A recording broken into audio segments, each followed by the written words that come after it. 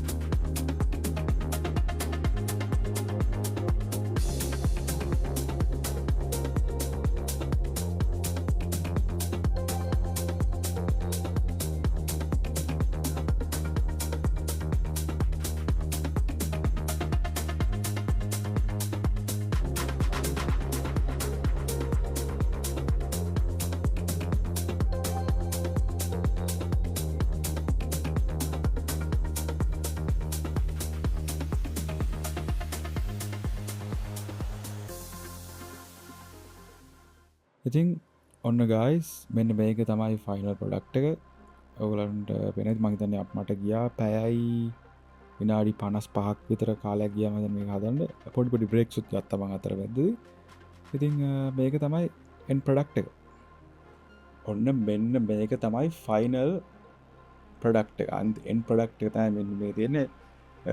හරි අමුතුයි. මේක ඇතුලෙන් පේනවා නිකන් මෙම අනිත් ගොඩක් සංකීර්ණ ලැගුව එකක් නෙමෙයි මේක. මේකේ කෑලි ඇත්තටම ඉච්චර ගොඩක් තියෙන ලැගුව එකක් නෙමෙයි. සයිස් එක අනුව ඒක ඔය තේරෙන්නේ ඉතින්.